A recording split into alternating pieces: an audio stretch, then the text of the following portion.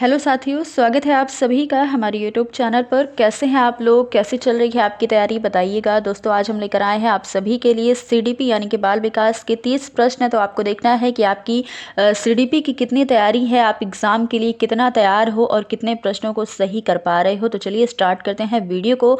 ये class UP TET, C TET और सभी टीचिंग परीक्षाओं के लिए, खासकर सुपर टेट के लिए काफ़ी इंपॉर्टेंट होगी। आप सभी इस क्लास में जल्दी से जुड़ जाइएगा और इस वीडियो को ज़्यादा से ज़्यादा लोगों तक शेयर कर दीजिएगा। तो चलिए देखते हैं आज का पहला प्रश्न क्या है।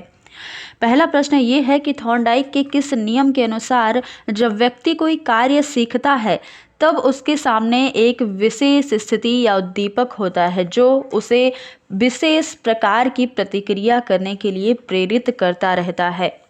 तो आपने थॉर्नडाइक के नियम को बहुत अच्छे से पढ़ रखा होगा, मैं ये उम्मीद करती हूँ। देखिएगा, अब इसके अनुसार आपको ऑप्शन दिया जाता है कि प्रयत्न एवं भूल का सिद्धांत, तत्परता का नियम या फिर प्रभाव का नियम या फिर उपयुक्त में से कोई भी नहीं। तो थॉर्नडाइक के किस नियम के अनुसार ऐसा होता है आपको बताना है।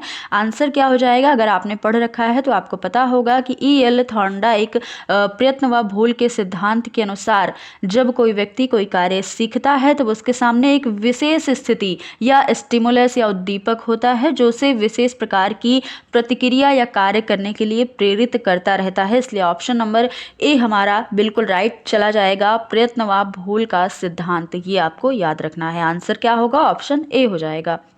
इसी के साथ अगला प्रश्न है कि जब एक विशिष्ट उद्दीपक का एक विशिष्ट अनुक्रिया से संबंध स्थापित हो जाता है तब हम उसे क्या कहते हैं? उद्दीपक अनुक्रिया संबंध कहते हैं या फिर उद्दीपक संबंध कहते हैं, अनुक्रिया संबंध या उपयुक्त में से कोई भी नहीं। यहाँ पर क्या होगा आंसर, जल्दी से बताइएगा। तो दोस्तों, जब एक विशिष्ट उद्दीपक का एक विशिष्ट अनुक्रिया यानी कि रिस्पॉन्स के साथ संबंध स्थापित हो जाता है, स्टिमुलस के साथ, स्टिमुलस का रिस्पॉन्स के साथ अगर संबंध स्थापित हो जाता है तो उसे हम उद्दीपक अनुक्रिया संबंध कहते हैं। बहुत ही सिंपल सा है। तो आंसर क्या हो जाएगा? उद्दीपक अनुक्रिया संबंध। ऑप्शन नंबर ए बिल्कुल राइट चला जाएगा। अगला प्रश्न है कि किसके सिद्धांत के अनुसार अभिप्रेरणा से उत्पन्न क्रियाशीलन ही सीखने के लिए उत्तरदायी है? थॉर्नडाइक का प्रयत्न व भूल सिद्धांत या फिर स्किनर का क्रिया प्रसूत सिद्धांत, कोहलर का सूझ या अंतर्दृष्टि सिद्धांत या फिर पावलोव का संबंध प्रतिक्रिया का सिद्धांत। यहाँ पर आपको बताना है किसके अनुसार। तो यहाँ पर आपको आंसर जल्दी से कर देना है कमेंट बॉक्स में। जो भी लोग जुड़े हैं इसमें जल्दी से आंसर करिएगा। देखिए, यहाँ आंसर हमारा हो जाएगा स्किनर का क्रिया प्रसूत सिद्धांत। इनके अनुसार अभिप्रेरणा से उत्पन्न क्रियाशीलन ही सीखने के लिए उत्तरदायी होती है। तो ऑप्शन नंबर बी बिल्कुल राइट हो जाएगा। और थॉर्नडाइक के बारे में आप सभी को पता है कि इन्होंने 3 मुख्य नियम दिए थे और 5 गौड़ नियम दिए थे, जो मैंने पिछली क्लास में आपको बताया है। तो आपने नहीं देखा है अगर पिछली वीडियो तो जरूर देखिएगा। कोहलर का सूझ व अंतर्दृष्टि सिद्धांत, जिसे हम गेस्टाल्टवादी सिद्धांत भी कहते हैं, तो इसके बारे में आपको याद रखना है। पावलोव का संबंध प्रतिक्रिया का सिद्धांत है, ये आपको ध्यान रखना है। तो यहाँ पर आंसर हो जाएगा ऑप्शन नंबर बी। अगला प्रश्न देखिएगा कि किस नियम के अनुसार व्यक्ति कुछ कार्यों को करके सीखता है और कुछ कार्यों को दूसरे को करते हुए देखकर सीखता है? कुछ कार्य अपने से सीखता है और कुछ कार्य क्या करता है, जब कोई दूसरा कर रहा होता है उसको देख कर सीखता है। तो यह कौन सा नियम है? क्रिया प्रसूत सिद्धांत है या फिर प्रयत्न व भूल का सिद्धांत है, सूझ या अंतर्दृष्टि का सिद्धांत है, संबंध प्रतिक्रिया का सिद्धांत है? तो यहाँ पर आंसर हमारा हो जाएगा सूझ या अंतर्दृष्टि का सिद्धांत। ऑप्शन नंबर सी बिल्कुल राइट हो जाएगा। और ये किसके द्वारा दिया गया? तो कोहलर के द्वारा दिया गया है, जिसे हम गेस्टाल्टवादी सिद्धांत भी कहते हैं। सूझ व अंतर्दृष्टि के सिद्धांत को हम एक नाम से और जानते हैं, गेस्टाल्टवादी सिद्धांत। तो आंसर हमारा ऑप्शन नंबर सी हो जाएगा, जो कोहलर के द्वारा दिया गया है। तो ये आपको ध्यान रखना है। अगला प्रश्न है कि सूझ वास्तविक स्थिति का आकस्मिक और तात्कालिक ज्ञान है या कथन किसका है? तो यहाँ पर एक स्टेटमेंट आपको दे दिया गया है और बताना है कि किसके द्वारा दिया गया है। गुड महोदय, स्किनर या फिर मैकडूगल या ब्रेवर के अनुसार। तो ये आंसर यहाँ पर क्या होगा? यहाँ आंसर हो जाएगा गुड महोदय के अनुसार ये कथन दिया गया है, जो आपको ध्यान रखना है। ऑप्शन ए बिल्कुल राइट हो जाएगा। अगला प्रश्न है कि जैसे जैसे बच्चे की आयु और उसका कार्यक्षेत्र बढ़ता जाता है वैसे वैसे उसकी बुद्धि का विकास भी होता जाता है। इस प्रकार सीखने को सूझ द्वारा सीखना कहते हैं। यह कथन किसका है? स्किनर का है, रॉस का है, पियाजे का है या फिर मैकडोनाल्ड का है? ये आपको आंसर जल्दी से कमेंट बॉक्स में बताना है। तो दोस्तों अधिगम के विषय में स्विस मनोवैज्ञानिक पियाजे के अनुसार जैसे जैसे बच्चे की आयु बढ़ती है उसका कार्य क्षेत्र बढ़ता है, वैसे वैसे ही उसकी बुद्धि का विकास भी होता जाता है। तो किसने कहा? ऐसा पियाजे के अनुसार कहा गया है। ऑप्शन नंबर सी बिल्कुल यहाँ पर सही हो जाएगा, ये आपको ध्यान रखना है। देखिए आज के प्रश्न काफ़ी अच्छे रखे गए हैं, अच्छे लेवल के प्रश्न हैं, तो आप सभी जल्दी से इस वीडियो को शेयर भी कर दीजिएगा और चैनल पर अगर पहली बार हो तो चैनल को सब्सक्राइब भी कर लीजिएगा। ऐसे ही प्रश्न आपको, ऐसे ही वीडियो आपको मिलती रहेगी। देखिएगा अगला प्रश्न है कि पियाजे ने अपने सिद्धांत में किन पदों पर विशेष बल दिया है? पियाजे के सिद्धांत को आप सभी ने पढ़ रखा होगा, संज्ञानात्मक सिद्धांत है इनका। ऑप्शन दिया गया है अनुकूलन एवं साम्य धारणा, संरक्षक एवं संज्ञानात्मक संरचना, मानसिक क्रिया या फिर उपयुक्त सभी। आंसर क्या हो जाएगा? तो आंसर हो जाएगा ऑप्शन नंबर डी, उपयुक्त सभी। पियाजे ने अपने सिद्धांत यानी कि संज्ञानात्मक सिद्धांत में निम्नलिखित पदों पर विशेष बल दिया है, जैसे यहाँ पर लिखा गया है अनुकूलन, साम्य धारणा, संरक्षण, संज्ञानात्मक संरचना और मानसिक क्रिया। तो ये आंसर ऑप्शन नंबर डी बिल्कुल राइट हो जाएगा। अगला प्रश्न देखिएगा कि पियाजे ने संज्ञानात्मक विकास को कितने कालों में विभक्त किया है? 3 कालों में, 4, 5 या फिर 6? तो इनका आंसर जो है यहाँ पर आंसर हमारा ऑप्शन नंबर बी हो जाएगा। ये तो बहुत ही सिंपल सा है, आप सभी को पता भी होगा कि पियाजे ने 4 अवस्था बताई है संज्ञानात्मक विकास की। कौन कौन सी ये भी आपको बता देना है, तो आप सभी जल्दी से बताइएगा कि कौन कौन सी मुख्य 4 अवस्था बताई है संज्ञानात्मक विकास को, कितने 4 भागों में इन्होंने विभाजित किया है, उसका नाम आपको बताना है। देखिए मैं आपको बता दे रही हूं कि पहला संवेदी पेशी अवस्था है, दूसरा है प्राक संक्रियात्मक अवस्था, तीसरा है मूर्त संक्रिया की अवस्था और चौथा है औपचारिक संक्रिया की अवस्था। इस प्रकार से इन्होंने 4 कालों में विभाजित किया है। ऑप्शन बी बिल्कुल राइट हो जाएगा। अगला प्रश्न देखिएगा कि ब्रूनर के अनुसार शिशु अपनी अनुभूतियों को मानसिक रूप से कितने तरीकों से अभिव्यक्त करते हैं? 2 तरीकों से, 3, 4 या फिर 5? तो इसका आंसर हो जाएगा ऑप्शन नंबर बी, यहाँ पर 3 तरीकों से विभक्त करते हैं। कौन कौन से वो तरीके हैं 3? तो सक्रियता विधि हो जाती है पहली, दूसरी है दृश्य प्रतिमा विधि और तीसरी है सांकेतिक विधि। तो इनकी ये 3 विधियां हैं, आपको ध्यान रखना है। ऑप्शन नंबर बी हमारा बिल्कुल राइट हो जाएगा।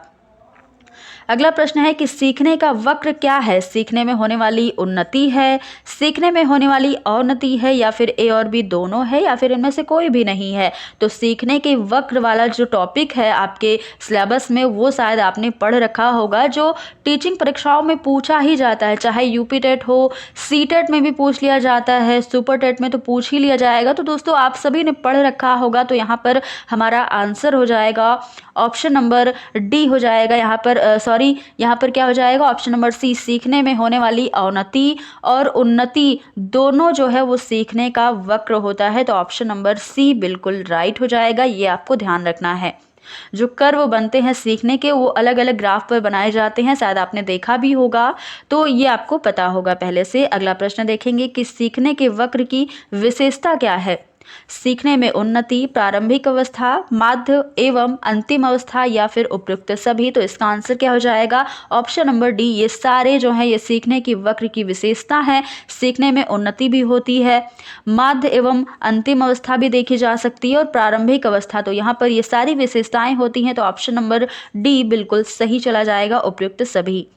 अगला प्रश्न है कि सीखने की गति किन बातों पर निर्भर करती है? ऑप्शन है सीखने वाले की रुचि व प्रेरणा पर निर्भर करती है, जिज्ञासा व उत्साह पर, कार्य की सरलता या जटिलता पर या फिर इन सभी पर? तो सीखने की गति, जैसे आपके अंदर कोई सीखने की रुचि है, आप सीख सकते हो, प्रेरित हो तभी ना सीख पाओगे, आपकी गति अच्छी होगी सीखने की, या फिर आपके अंदर उत्साह होना चाहिए, जिज्ञासा हो किसी चीज की सीखने की, तब भी आपकी गति अच्छी होगी सीखने की, या फिर कार्य की सरलता और जटिलता भी निर्भर करती है। तो इन सभी बातों, ये सारी बातें जो हैं ये सीखने की गति पर निर्भर करती हैं कहीं ना कहीं। तो ऑप्शन नंबर डी यहाँ पर राइट हो जाएगा। ये तो आप सभी को ऐसे ही इसका आंसर आप दे सकते थे अपने सूझ के द्वारा। आप इसको अगर पढ़ लेंगे एक बार तो आपको ये आसानी से पता चल जाएगा कि ये सारी चीजें निर्भर करती हैं भाई, सब चीजें इंपॉर्टेंट है। तो ऑप्शन नंबर डी हो जाएगा। अगला प्रश्न है कि सीखने की प्रक्रिया में जब उन्नति बिल्कुल रुक जाती है तब ऐसी स्थिति को हम क्या कहते हैं? सीखने का पठार कहते हैं, सीखने की गति, सीखने की प्रक्रिया या सीखने में स्थिरता कहते हैं? तो ऑप्शन नंबर यहाँ पर ए बिल्कुल राइट हो जाएगा। सीखने की प्रक्रिया में जब उन्नति बिल्कुल रुक जाती है तो वहाँ पर क्या बन जाएगा? पठार बन जाएगा। बिल्कुल सीखने का मतलब जो प्रक्रिया है वो रुक सी जाएगी, यानी कि उन्नति बिल्कुल रुक जाएगी तो क्या होगा? पठार बन जाएगा। तो इसे ही हम क्या कहेंगे? सीखने का पठार कहेंगे। तो ऑप्शन नंबर ए बिल्कुल राइट हो जाएगा।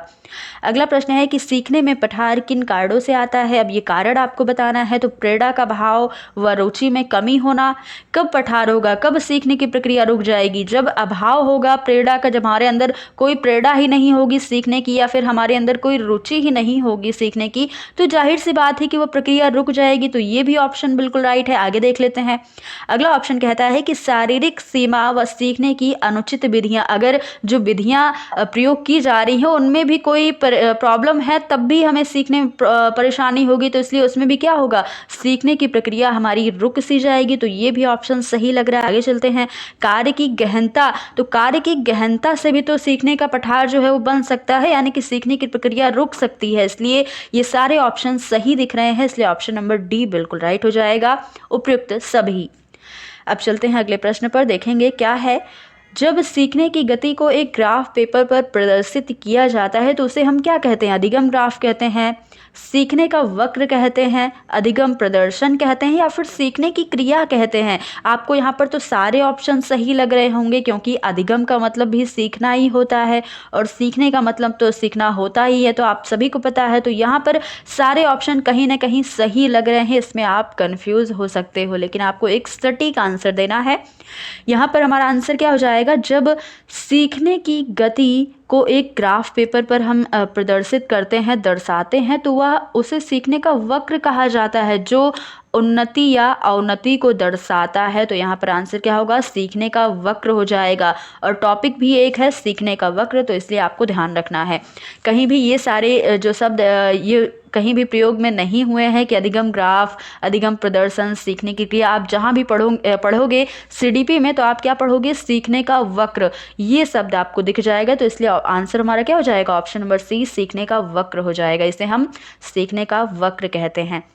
अगला प्रश्न देखिएगा कि जब कोई सीखा हुआ कार्य दूसरे सीखने के कार्य को प्रभावित करे तो उसे क्या कहा जाता है? सीखने में अवरोध, अधिगम रुकावट कहते हैं, या फिर सीखने का प्रतिगमन, सीखने का स्थानांतरण। यहाँ पर आंसर क्या होगा? जब कोई सीखा हुआ कार्य किसी दूसरे को सीखने में प्रभावित कर रहा है तो उसे सीखने का स्थानांतरण कहेंगे। क्या कहेंगे? स्थानांतरण सीखने का। तो ऑप्शन नंबर डी राइट हो जाएगा।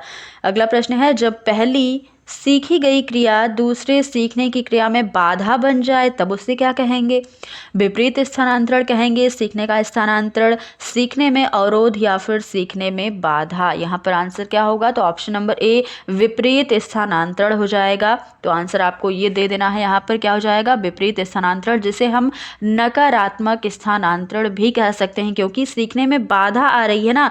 पहले यहाँ पर आपने देखा था सीखने का स्थानांतरण क्या होता है, तो ये आपने पिछले प्रश्न में देख ही लिया कि किसी दूसरे को अगर सीखा हुआ कार्य प्रभावित करे तो उसे हम सीखने का स्थानांतरण कहते हैं। और यहाँ पर हमारा आंसर ऑप्शन नंबर ए हो जाएगा। अगला प्रश्न है कि वर्तमान क्रियाओं पर पूर्व अनुभवों का प्रभाव ही अधिगम स्थान है, ये कथन किसका है? तो यहाँ पर एक कथन दे दिया गया। ऑप्शन है बीजे अंडरवुड, पियाजे, टॉस, या फिर मैस्लो ने। मैस्लो ने, ये पूरा एक में लिख दिया गया है, लेकिन इनका नाम क्या है? मैस्लो। तो मैस्लो ने, ये कथन इसलिए लिखा गया, मतलब ने इसलिए लगा दिया कि इन्होंने कहा है, तो मैस्लो ने। तो ये अलग अलग, यहाँ पर ने जो है ये अलग है, मैस्लो नाम है, ये आपको ध्यान रखना है। आंसर बताइएगा, आंसर हमारा क्या हो जाएगा? तो आंसर हो जाएगा option number A, BJ Underwood के अनुसार ये कथन दिया गया है। अगला प्रश्न है, अधिगम स्थानांतरण होते हैं सकारात्मक स्थानांतरण, नकारात्मक स्थानांतरण, शून्य स्थानांतरण, या फिर उपयुक्त सभी। तो आंसर यहाँ चला जाएगा। आपको बताना है कि कौन कौन से होते हैं। तो अधिगम स्थानांतरण 3 प्रकार के होते हैं, ऑप्शन डी राइट हो जाएगा। ये सारे क्या हैं? अधिगम स्थानांतरण हैं, सकारात्मक, नकारात्मक और शून्य स्थानांतरण। ऑप्शन नंबर डी बिल्कुल करेक्ट है। अगला प्रश्न है कि जब पूर्व ज्ञान, अनुभव या प्रशिक्षण नए प्रकार के सीखने में सहायता देता है तो उसे हम क्या कहते हैं? सकारात्मक, नकारात्मक, विपरीत, या फिर प्रतिगमनात्मक स्थानांतरण। आंसर क्या होगा? आंसर हो जाएगा सकारात्मक। भाई सीखने में सहायता दे रहा है ना, तो क्या हो रहा है? सकारात्मक कार्य हो रहा है, पॉजिटिव कार्य होता है। तो यहाँ पर क्या हो जाएगा आंसर? सकारात्मक स्थानांतरण। ऑप्शन नंबर ए राइट चला जाएगा। अगला प्रश्न है कि जब पूर्व ज्ञान, अनुभव या प्रशिक्षण नए प्रकार के सीखने में कठिनाई उत्पन्न करे तो उसे क्या कहेंगे? अभी तक आपने देखा जो सहायता करे उसे सकारात्मक कहेंगे, तो जाहिर सी बात है ये तो होगा नहीं। क्या होगा? नकारात्मक हो जाएगा, विपरीत भी नहीं होगा, प्रतिगमनात्मक भी नहीं होगा। आंसर हो जाएगा ऑप्शन नंबर ए। अगला प्रश्न देखिएगा कि निम्न में से कौन सा सिद्धांत अधिगम स्थानांतरण से संबंधित है? ऑप्शन है मानसिक शक्तियों का सिद्धांत, समान तत्वों का सिद्धांत, समानीकरण का सिद्धांत या फिर उपरोक्त सभी। तो आंसर हो जाएगा ऑप्शन नंबर डी, उपरोक्त सभी। ये सारे अधिगम स्थानांतरण से ही संबंधित है, ये सारे सिद्धांत। ऑप्शन नंबर डी बिल्कुल करेक्ट हो जाएगा। अगला प्रश्न है अधिगम स्थानांतरण का सबसे पुराना सिद्धांत कौन सा है? देखिएगा कई सारे सिद्धांत यहाँ पर दिए गए हैं, सबसे पुराना कौन सा है ये आपको बताना है। ऑप्शन है समान तत्वों का सिद्धांत, मानसिक शक्तियों का सिद्धांत, समानीकरण का सिद्धांत या फिर सामान्य से विशिष्ट तत्वों का सिद्धांत। आंसर हो जाएगा ऑप्शन नंबर बी, मानसिक शक्तियों का सिद्धांत। ये सबसे पुराना सिद्धांत है अधिगम स्थानांतरण का, ये आपको ध्यान रखना है। ऑप्शन नंबर बी बिल्कुल राइट है। अगला प्रश्न देखिएगा कि अधिगम स्थानांतरण में किस सिद्धांत के अनुसार मन की शक्तियों को शिक्षण के द्वारा विकसित किया जाता है? ऑप्शन है समानीकरण का सिद्धांत, सामान्य से विशिष्ट तत्वों का सिद्धांत, मानसिक शक्तियों का सिद्धांत या फिर समान तत्वों का सिद्धांत। तो इसके लिए मैं आपका वेट कर रही हूँ, आप जल्दी से इसका आंसर करिएगा। क्या होगा यहाँ पर आंसर? तो यहाँ पर भी आंसर हमारा हो जाएगा मानसिक शक्तियों का सिद्धांत, जिसके द्वारा मन की शक्तियों को शिक्षण के द्वारा विकसित किया जाता है। आपको प्रश्न से ही इसका आंसर आसानी से समझ में आ रहा होगा, प्रश्न में ही इसका आंसर छुपा हुआ था, मन की शक्तियों को शिक्षण करने द्वारा। तो आंसर हो जाएगा मानसिक शक्तियों का सिद्धांत। अगला प्रश्न देखिएगा कि अधिगम स्थानांतरण के समान तत्वों का सिद्धांत के प्रतिपादक कौन है? स्किनर हैं, रॉस हैं, थॉर्नडाइक है या फिर पियाजे हैं। तो इनका प्रतिपादक का नाम आपको बताना है, जो कि ऑप्शन हो जाएगा ऑप्शन नंबर सी, थॉर्नडाइक इसके प्रतिपादक हैं समान तत्वों के सिद्धांत के, ये आपको याद रखना है। अगला प्रश्न है, एक परिभाषा दी गई है कि सीखने में सफल अनुभव अधिक सीखने की प्रेरणा देता है। यह कथन किसका है? यह परिभाषा किसकी है?